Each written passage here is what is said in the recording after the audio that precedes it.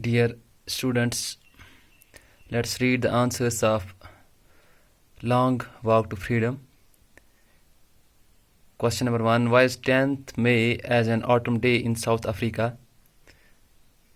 As we know that autumn is the season when the trees shed down their fruits and leaves and get freedom from the burden of load over their branches, same was the case with South Africa, because on the same day South African black Negroes got the freedom and emancipation from the racial discrimination of apartheid by the whites, and it was 10th May when the first black took over as a president of Free South Africa.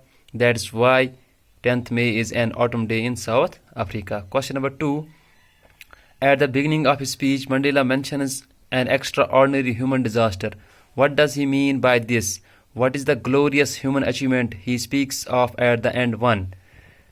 The extraordinary human disaster Nelson Mandela mentions is the oppression of the white rule for over 300 years, and the glorious human achievement he mentions was the freedom from the prolonged oppression by the apartheidists over the African blacks. Question number 3. What ideals Mandela sets out for the future of South Africa?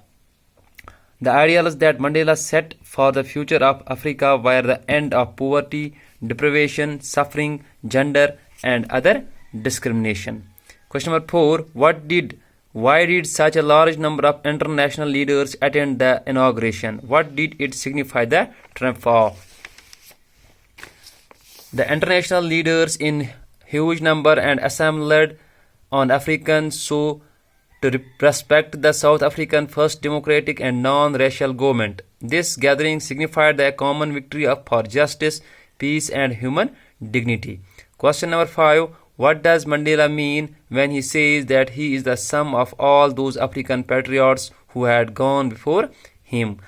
When Mandela says he is the sum of all those Africans who had gone before him, he means those freedom fighters who fought for the cause of African freedom and sacrificed their lives. He says that what Africa is today is all made possible because of the patriotic sacrifices.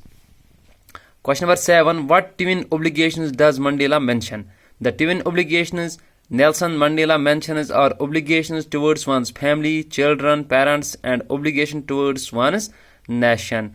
Question number 8. How did Mandela's understanding of freedom change with age and experience? Mandela's understanding for freedom changed with his age and experience because as a child his freedom was limited to the fields and streams. As a student his freedom was to read what he liked and go where he wished, but later when he grew his thought for freedom changed altogether because he realized that freedom meant the freedom to everyone like him. Question number 9. How did Mandela's hunger for freedom change his life? Mandela's hunger for freedom changed his life. He understood that the ordinary freedom he was given with was not what he and his people deserved. That was the time he joined South African National Congress, and it was a time when a law-abiding attorney turned into a criminal and a coward into a bold and brave one, who later proved to be the African nation freedom fighter. अगली video में हम इस question के बारे में पढ़ेंगे, इस lesson के बारे में पढ़ेंगे, इनको एक्सप्लेन करेंगे. Till then, good bye.